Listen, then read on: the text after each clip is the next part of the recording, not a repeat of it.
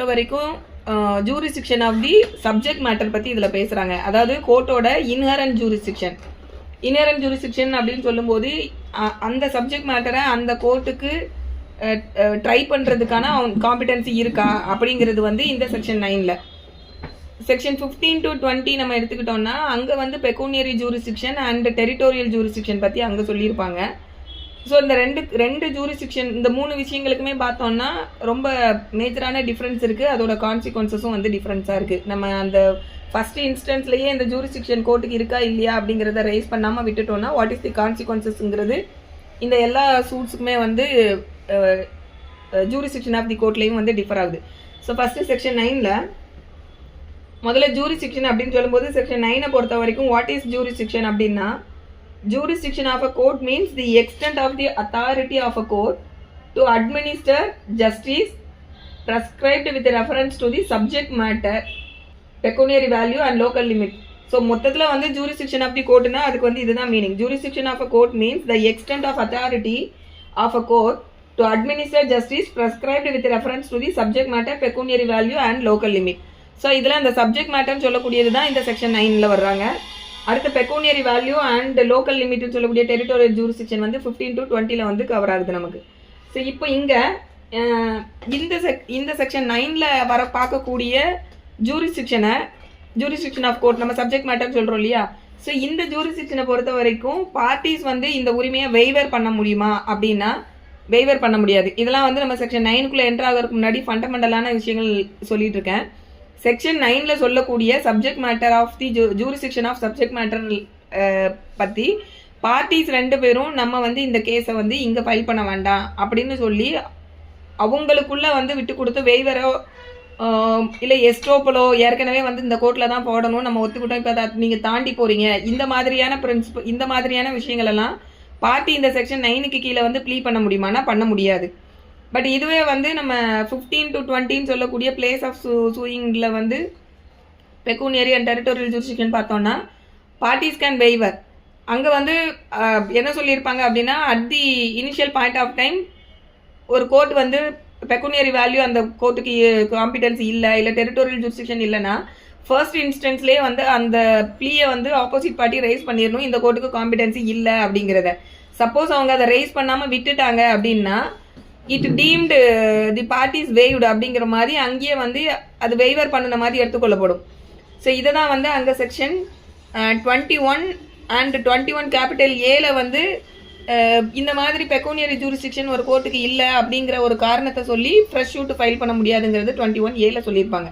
So இந்த 3க்கும் பார்த்தோன்னா இது வந்து ப்ரைமரியாக இருக்கக்கூடிய டிஃப்ரென்ஸ் பார்த்தோன்னா இது.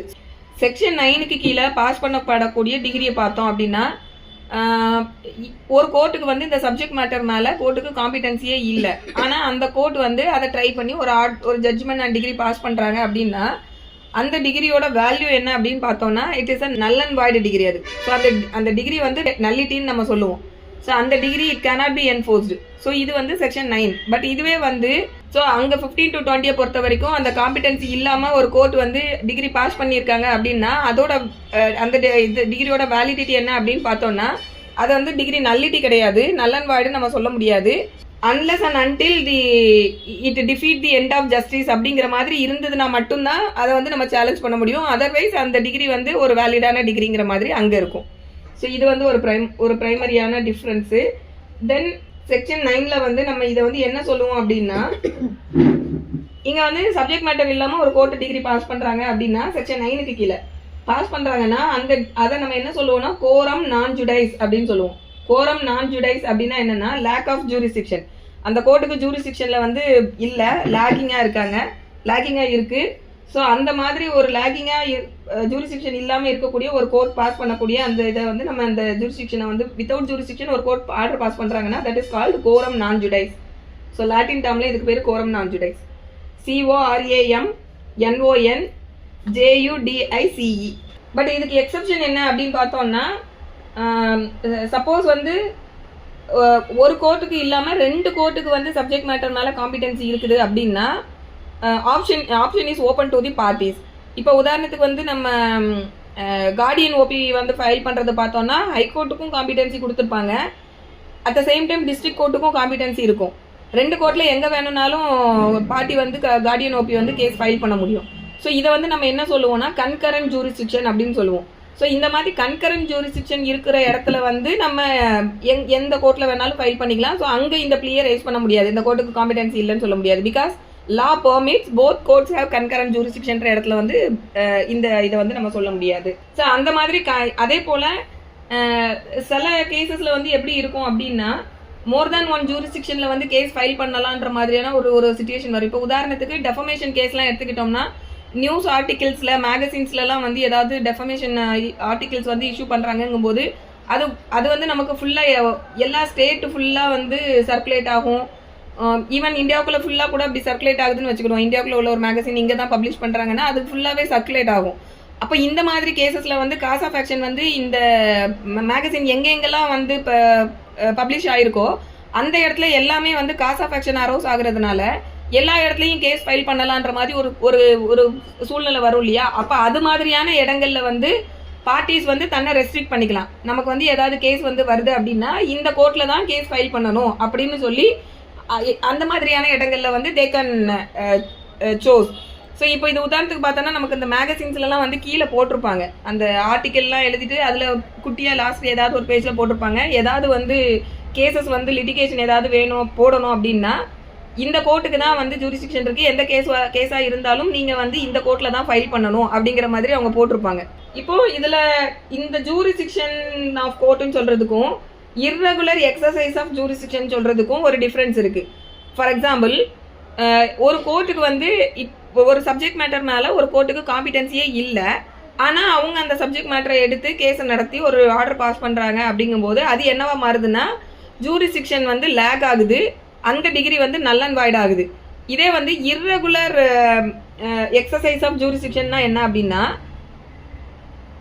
அந்த கோர்ட்டுக்கு காம்பிடன்சி இருக்கு கேஸை நடத்துறதுக்கு, ஆனால் அவங்க வந்து தவறான ஆர்டரை கொடுத்துருக்காங்க. இப்போ நம்ம சொல்கிறோம் இல்லையா, கோர்ட்டு கொடுத்த ஆர்டர் வந்து தப்பு, நான் அதுக்கு மேலே அப்பீல் போகிறேன் அப்படின்னு சொல்லி வராங்க இல்லையா. ஸோ இந்த மாதிரியான விஷயங்கள் இது எதுக்குள்ள கவர் ஆகும் பார்த்தீங்கன்னா இர்ரெகுலர் ஜூரிஸ்டிக்ஷன்றதுல வரும். இந்த இர்ரெகுலர் ஜூரிஸ்டிக்ஷன் அப்படின்னு வரும்போது இது என்ன சொல்கிறாங்க அப்படின்னா the power to decide necessarily carries with it the power to decide wrongly as well as rightly. So ஒரு கோர்ட்டுக்கு வந்து காம்பிடன்சி இருக்கு அப்படின்னாலே அந்த கோர்ட்டுக்கு சரியான ஆர்டரை பாஸ் பண்ணுறதுக்கும் காம்பிடன்சி இருக்கு, அந்த கோர்ட்டுக்கு தவறான ஆர்டரை பாஸ் பண்ணுறதுக்கும் காம்பிடன்சி இருக்கு. ஸோ இது உங்களுக்கு புரியும்னு நினைக்கிறேன். கோர்ட்டுக்கு இந்த சப்ஜெக்ட் மேட்டரை டீல் பண்ணுறதுக்கு பவர் இருக்குங்கிறதுக்கு மீனிங் என்னன்னா அந்த கோர்ட்டு சரியாகவும் ஆர்டர் போடலாம் இல்லை தப்பாகவும் ஆர்டர் போடலாம். ஸோ இந்த கோர்ட்டு தப்பாக ஆர்டர் போட்டுட்டாங்க அப்படிங்கிறதுனாலயே இந்த கோர்ட்டுக்கு காம்பிடன்சி இல்லைன்னு நம்ம சொல்ல முடியாது. ஸோ அந்த தவறு தான் அந்த ராங் கன்க்ளூஷனை how we can correct it அப்படின்னா we have to file appeal or revision, இல்லை வேற என்ன நமக்கு அவைலபிளாக இருக்கோ ரிவ்யூவோ வாட் எவர் மேபி. ஸோ என்ன அடுத்த ஆப்ஷன்ஸ் வந்து நமக்கு அவென்யூ ஓப்பனாக இருக்கோ அந்த இதில் வி கேன் கரெக்ட் இட். அதை விட்டுட்டு அவங்க வந்து இல்லை இவங்க தவறான ஆர்டர் கொடுத்ததே வந்து அவங்களுக்கு ஜூரிஸ்டிக்ஷன் இல்லை நம்ம சொல்ல முடியாது. இது உதாரணத்துக்கு வந்து எந்த கேஸ்னா மத்தாய் வெர்சஸ் வர்க்கி இந்த கேஸில் வந்து சுப்ரீம் கோர்ட் வந்து இதை சொல்கிறாங்க. மத்தாய் வெர்சஸ் வர்க்கி இந்த கேஸில் வந்து இப்போ நான் சொன்ன விஷயங்கள் எல்லாமே இருக்குது. அதில் என்ன சொல்கிறாங்கன்னா ஒரு கோர்ட்டுக்கு வந்து காம்பிடன்சி இருக்குது அப்படின்னாலே அவங்க ரைட்டாகவும் ஆர்டர் பண்ணலாம் இல்லை ராங்காகவும் ஆர்டர் பண்ணலாம். ஆக்சுவலி இந்த கேஸில் வந்து எதை சேலஞ்ச் பண்ணி வந்திருப்பாங்க அப்படின்னா ட்ரையல் கோர்ட்டில் வந்து ஒரு டிகிரி பாஸ் பண்ணியிருப்பாங்க, அந்த டிகிரி வந்து டைம் பார்டு சூட்டாக இருந்திருக்கும். ஸோ டைம் பார்டு சூட்டுனா அந்த கேஸ் ஃபைல் பண்ணுறதுக்கு டைம் லிமிட் இல்லை, அது முடிஞ்சதுக்கப்புறம் கேஸ் ஃபைல் பண்ணுறாங்க. ஆனால் ட்ரையல் கோர்ட் வந்து அந்த கேஸை விசாரித்து அதில் வந்து ஒரு டிகிரி பாஸ் பண்ணுறாங்க.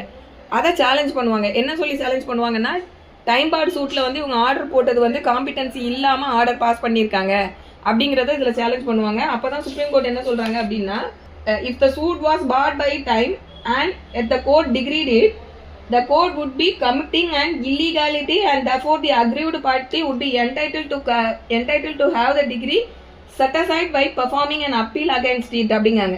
ஸோ டைம் லிமிட் இல்லாமல் டைம் பார்டு சூட்டை ஃபைல் பண்ணி அதனால ஒரு கோர்ட் டிகிரியும் பாஸ் பண்ணியிருக்காங்கன்னா அது வந்து நம்ம என்னவா எடுத்துக்கிடணும்னா இல்லீகாலிட்டி கமிட்டட் பை தி கோர்ட்டுன்னு தான் எடுத்துக்கணுமே தவிர்த்துட்டு அதில் அக்ரீவ் ஆகக்கூடிய person is entitled to prefer an appeal அப்படிங்கிறத இதில் சொல்கிறாங்க.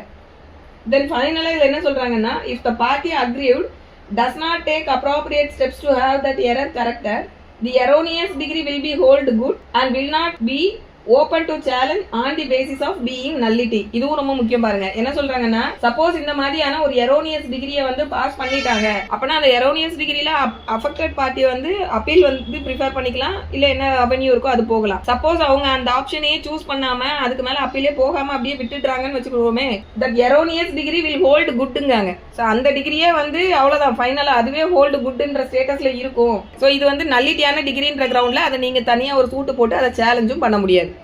சப்போஸ் வந்து இப்போ நீங்க கேட்டீங்க இல்லையா வேற என்ன வழி இருக்குன்னு, இப்போ இந்த மாதிரி ஒரு காம்பிடன்சி இல்லாம ஒரு கோர்ட் வந்து ஆர்டர் பாஸ் பண்ணிட்டாங்க, அப்போ வழி என்ன அப்படின்னு கேட்டோம்னா அவங்க ஃப்ரெஷ் ஷூட் வந்து ஃபைல் பண்ணிக்கலாம். என்ன ஃப்ரெஷ் ஷூட்ல வந்து என்ன ப்ரேயர் கேட்பாங்க அப்படின்னா, இந்த மாதிரி காம்பிடன்சி இல்லாம இந்த கோர்ட் பாஸ் பண்ண இந்த டிகிரியை வந்து செட்டசைட் பண்ணுங்கன்னு சொல்லிட்டு தனியா ஃப்ரெஷ்ஷாவே ஒரு சூட் வந்து நம்ம ஃபைல் பண்ண முடியும். ஸோ அப்போ இந்த இடத்துல வந்து ரெஸ்ஜுடிகேட்டா பிரின்சிபல் அப்ளை ஆகுதான்னு பார்த்தீங்கன்னா அப்ளை ஆகாது. ஸோ ரெஸ்ஜுடிகேட்டா இந்த இடத்துல எக்ஸ்க்ளூட் ஆகும். இந்த செக்ஷன் 9ல வந்து இந்த ஜூரிஸ்டிக்ஷனை இப்போ டிசைட் பண்றது யாரு டிசைட் பண்ணணும் அப்படின்னு எதை வச்சு டிசைட் பண்ணுவாங்க அப்படின்னா, jurisdiction of the civil court should be decided on the basis of averment made in the plaint.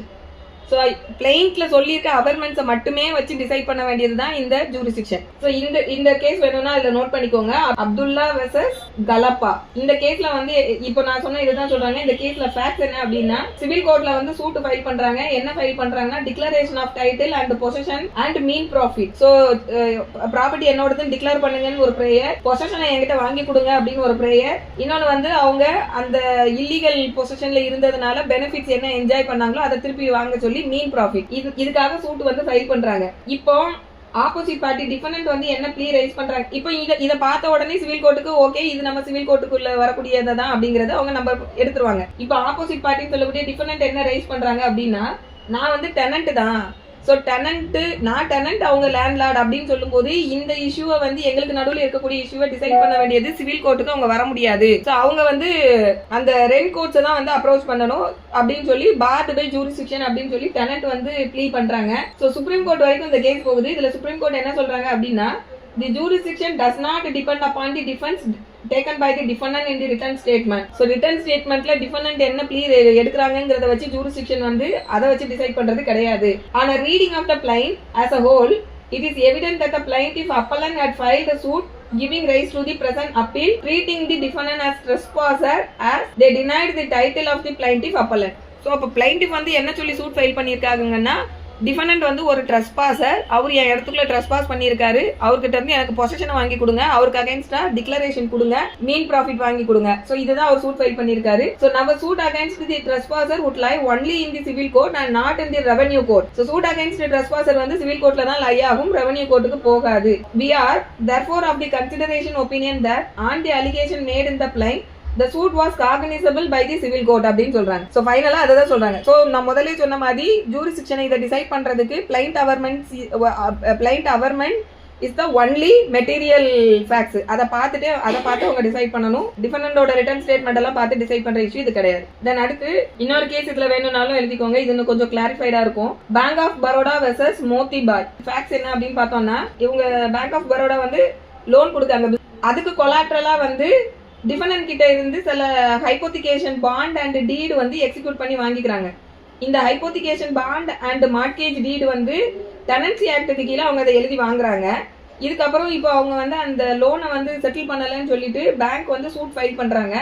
அப்போ டிஃபெண்டன்ட் என்ன ப்ளீ ரைஸ் பண்றாங்க அப்படின்னா, hypothecation bond and deed of mortgage executed under the tenancy act.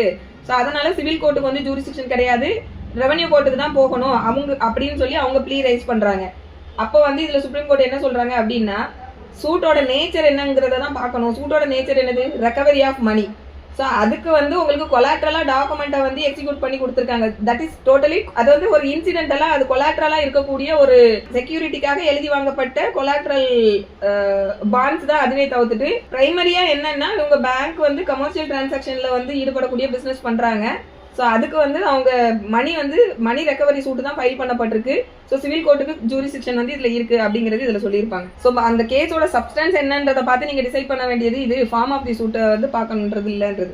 So jurisdiction வந்து இந்த section 9க்கு கீழே உள்ளது நம்ம இப்படி எடுக்கணும். தென் அடுத்து ஜூரிஸ்டிக்ஷன் பார்க்கும்போது செக்ஷன் 9, அதே போல பெக்குலியரி ஜூரிஸ்டிக்ஷன், டெரிட்டோரியல் ஜூரிஸ்டிக்ஷன், 3 முக்கியமான ஜூரிஸ்டிக்ஷன், இந்த 3 சொல்றோம் இல்லையா. இதுல பெக்குலியரி ஜூரிஸ்டிக்ஷன் அண்ட் டெரிட்டோரியல் ஜூரிஸ்டிக்ஷன் இல்ல அப்படின்னா கோர்ட் என்ன பண்ணணும் அப்படின்னா அதை வந்து ரிட்டர்ன் போடணும். நம்ம ஏற்கனவே பார்த்துருப்போம், ரிட்டர்ன் ஆஃப் கிளைண்ட் பார்த்தோம் இல்லையா போன கிளாஸ்ல. அதில் அந்த இதுக்கு கீழே வந்து நீங்க ப்ராப்பர் கோர்ட்ல கொண்டு போயிட்டு சூட்டை ப்ரெசென்ட் பண்ணுங்க அப்படின்னு சொல்லி pecuniary jurisdiction and territorial jurisdiction லாகிங்கா இருக்குன்னா suit should be returned for presentation before the proper forum, proper court. But அதுவே வந்து செக்ஷன் 9க்கு கீழே அட்ராக்ட் ஆகுது அப்படின்னா அதை என்ன பண்ணணும் அப்படின்னா ரிட்டர்ன் போடக்கூடாது, இஷ்யூஸ் ஃப்ரேம் பண்ணி அந்த இஷ்யூக்கு ஆன்சர் பண்ணி சூட்டை வந்து டிஸ்மிஸ் பண்ணணும்.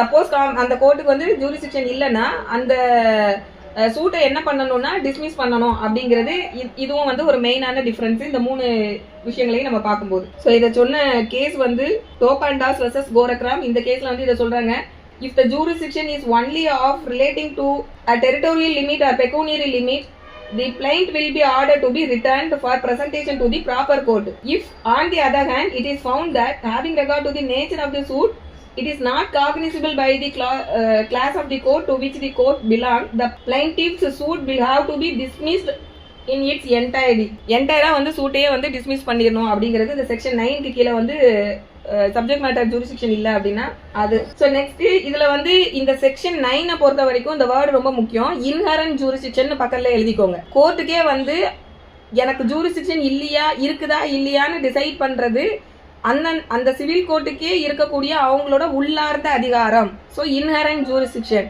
ஸோ ஃபர்ஸ்ட் இருந்து இதை யாரை டிசைட் பண்ண போறாங்கன்னா இன்ஹரண்ட் ஜூரிஸ்டிக்ஷன் கோர்ட்டு தான் வந்து அதை டிசைட் பண்ண போறாங்க. பிளைண்டிஃப் வந்து இதுல எதுவுமே ப்ரூவ் பண்ணணும், பிளைண்ட் அவர்மெண்ட்ஸை பார்த்தாலே கோர்ட்டுக்கு தெரிய போகுது இந்த கோர்ட்டு வந்து இங்க வருமா இல்லையான்னு. சப்போஸ் டிஃபெண்டன்ட் வந்து இந்த கோர்ட்டுக்கு காம்பிடன்சி இல்லைன்னு செக்ஷன் 9க்கு கீழே ப்ளீ ரைஸ் பண்றாங்கன்னா burden is on the shoulder of the defendant. பிளைண்டிஃப்க்கு வந்து இதுல எந்த பர்டனும் கிடையாது, பர்டன் வந்து on the shoulder of the defendant. So இது வந்து இன்ஹரண்ட் ஜூரிஸ்டிக்ஷன் வேர்ட் வந்து இதுல எழுதிக்கோங்க. ஓகே, இப்போ நம்ம செக்ஷன் 9 ரீட் பண்ணிடலாம். Courts to try all civil suits unless barred. The court shall, subject to the provisions herein contained, have jurisdiction to try all suits of a civil nature, excepting suits of which their cognizance is either expressly or impliedly barred. So first என்ன சொல்றாங்கன்னா the court shall have jurisdiction to try all suits of civil nature சொல்றாங்க. So civil நேச்சர்ல இருக்கக்கூடிய எல்லா கேசஸையும் வந்து try பண்றதுக்கு, ட்ரைனா இங்க கேஸை வந்து ட்ரை பண்றதுக்கு எல்லா காம்பிடன்சியும் வந்து அந்த கோர்ட்டுக்கு. இன்னொன்று வேர்டு வந்து பாருங்க ஷால்னு போட்டிருக்காங்க, மே கிடையாது, த கோர்ட் ஷால். ஸோ இது வந்து இந்த ஷால்ன்ற வேர்டை வச்சு தான் இன்ஹரண்ட் ஜூரிஸ்டிக்ஷன்றது நான் சொல்றேன். The court shall have jurisdiction to try all suits of civil nature excepting suit of which their cognizance is either expressly or impliedly barred.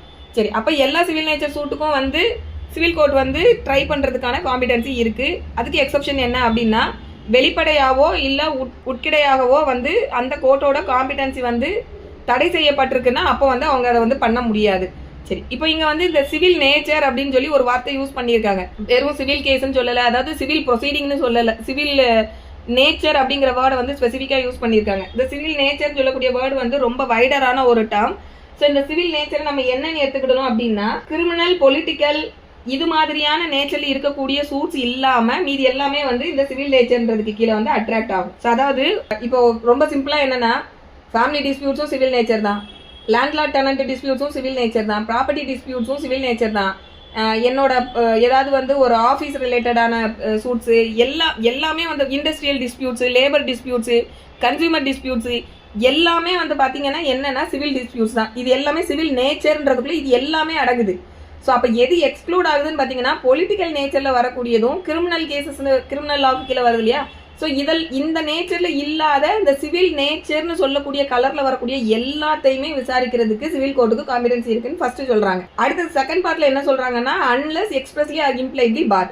So இந்த எக்ஸ்பிரஸ்லி இம்ப்ளைட்லி பார்ட்னு சொல்லக்கூடியதுல தான் இப்போ நம்ம பார்த்த ஒவ்வொரு ஆக்டுக்கும் வந்து தனித்தனியா வந்து தனித்தனி சட்டங்களை போட்டு சிவில் கோர்ட்டோட ஜூரிஸ்டிக்ஷனை வந்து பார் பண்றாங்க. இப்போ லேண்ட்லார்டு டெனன்ட் டிஸ்பியூட்னா அதுக்கு தனியாக ரெண்ட் கோர்ட்ஸ் அந்த கோர்ட் தான் பார்க்கணும், கன்சூமர் ரிலேட்டடான டிஸ்பியூட்னா கன்சூமர் கோர்ட் தான் பார்க்கணும், இண்டஸ்ட்ரியல் டிஸ்பியூட்னா இண்டஸ்ட்ரியல் டிஸ்பியூட் கோர்ட் தான் பார்க்கணும்.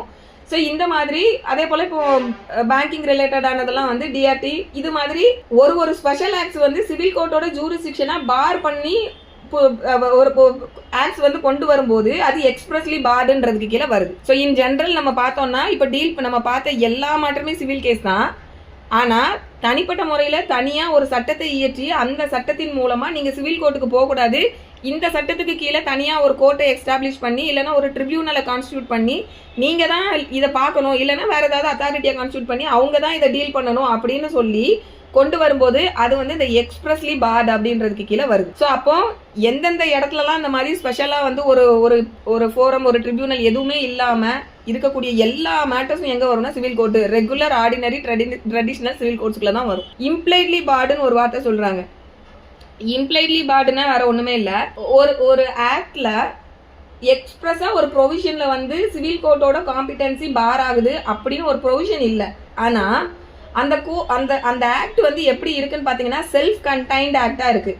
Self contained in the sense அந்த சட்டத்திலேயே வந்து இந்த பார்ட்டிஸ்க்கு இருக்கக்கூடிய ரைட்ஸ் என்ன, ஆப்ளிகேஷன்ஸ் என்ன, இந்த ரைட்ஸ் அண்ட் ஆப்ளிகேஷன்ஸ் வந்து யாராவது அவங்களோட ரைட்ஸை வந்து இன்ஃப்ளூயன்ஸ் பண்ணும்போது அதை வந்து எந்த அத்தாரிட்டி டீல் பண்ணணும், எந்த ஃபோரம் அதை டீல் பண்ணணும், என்ன ரெமடி வந்து அவங்களுக்கு கொடுக்கணும், அதுக்கப்புறம் பார்த்தீங்கன்னா அவங்க கொடுக்கக்கூடிய அந்த டெசிஷன் ஃபைனல் இப்படின்னு சொல்லி எல்லாமே வந்து அதுலேயே வந்து இருக்குன்னு வச்சுக்கோங்களேன். அதுக்கப்புறமா லெஜிஸ்லேட்டிவோட இன்டென்ட் என்னங்கிறதையும் நம்ம பார்க்கணும்.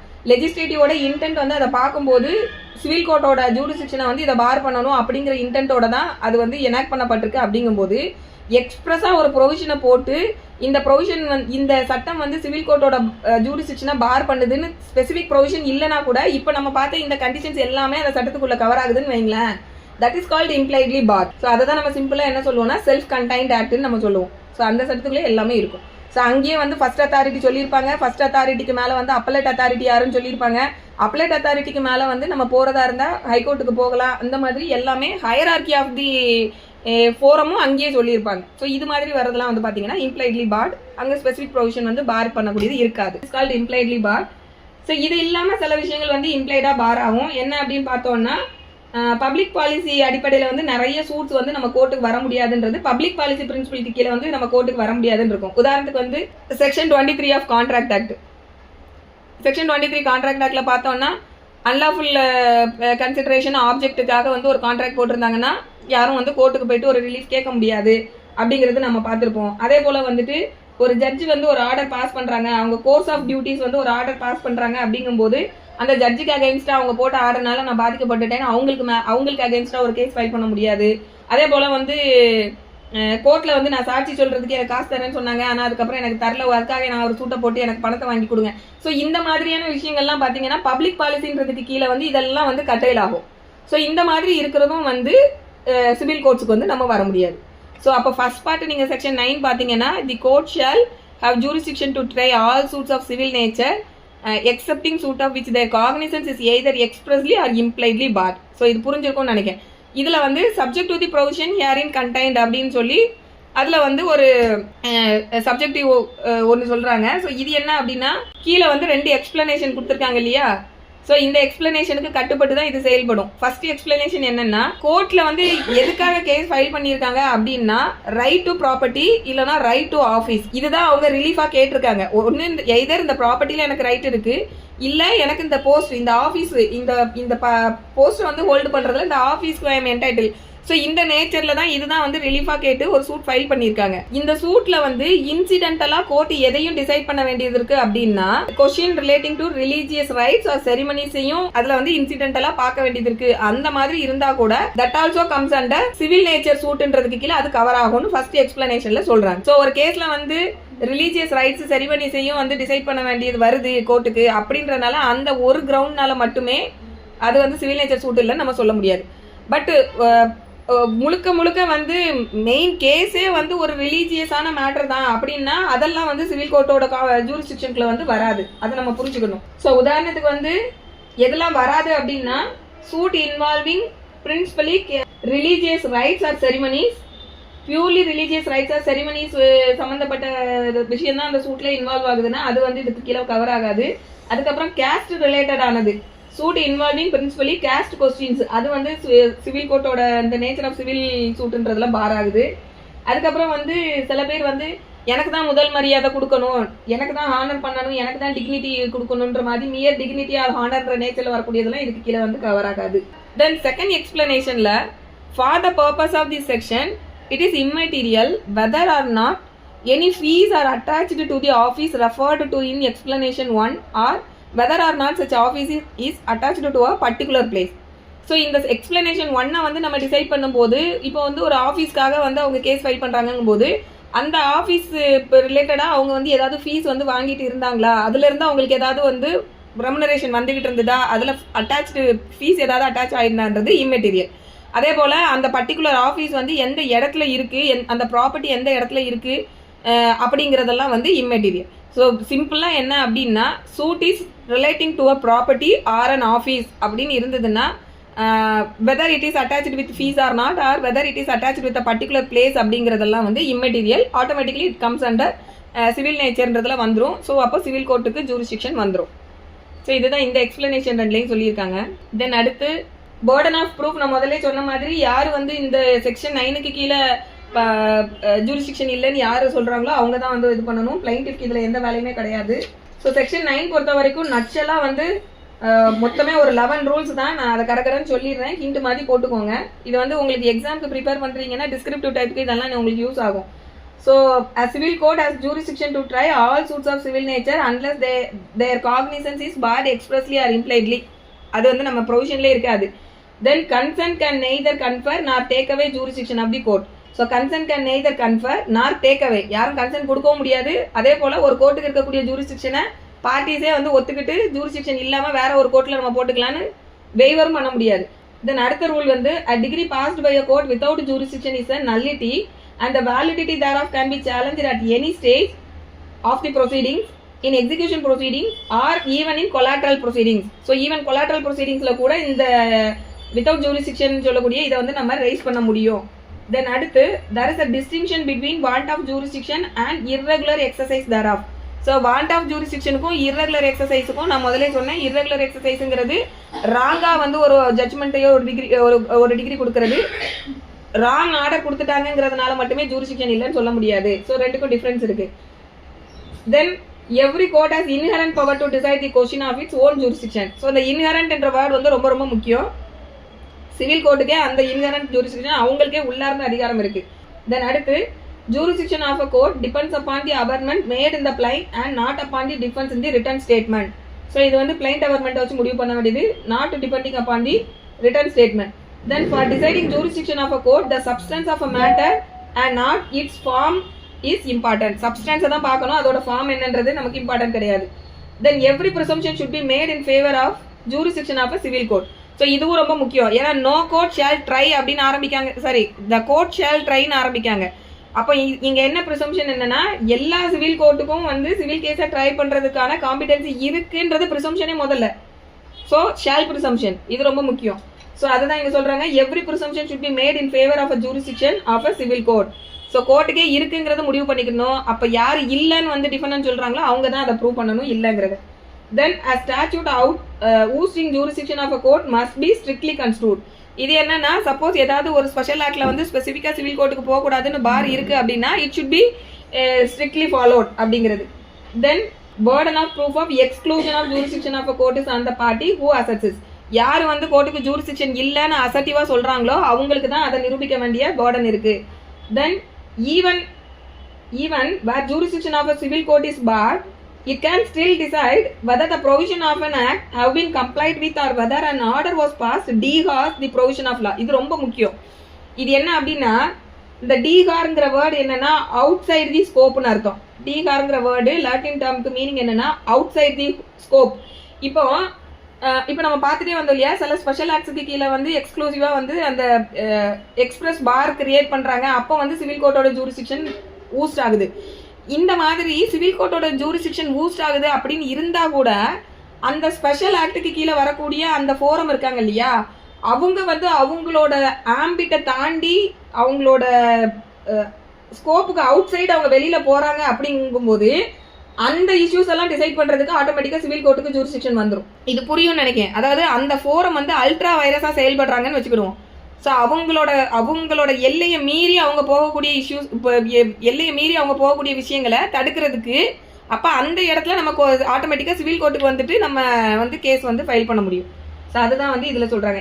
இப்போ என்னன்னா, சில கோர்ட்ஸில் வந்து சில அத்தாரிட்டிஸ் எடுத்திருப்பாங்க. ஃபர்ஸ்ட் பிரைமரியாக இந்த அத்தாரிட்டியை பார்க்கணும், அதுக்கடுத்து அப்பலேட் அத்தாரிட்டி, இந்த மாதிரி ஒரு ஸ்பெஷல் ஆக்ட்லையும் இந்த அத்தாரிட்டி வந்து அப்படியே ஹையரார்க்கியில் இருக்கும். இப்போ இந்த பிரைமரி அத்தாரிட்டி அவங்க என்ன டிசைட் பண்றதுக்கு அந்த ஆக்ட்ல அவங்களுக்கு பவர் கொடுத்துருக்காங்களோ அந்த லிமிட்டோட அவங்க நின்றுக்கிடணும்.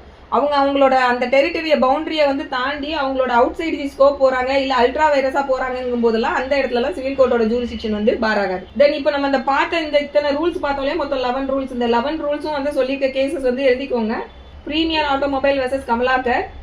தென் அடுத்து Rajasthan state board transport corporation, Rajasthan state board transport corporation versus Krishnakant. So இந்த ஜூரிஸ்டிக்ஷன்ல வந்து இவ்வளோதான். இதுல ஏதாவது டவுட் இருந்ததுன்னா கேட்டுக்கோங்க.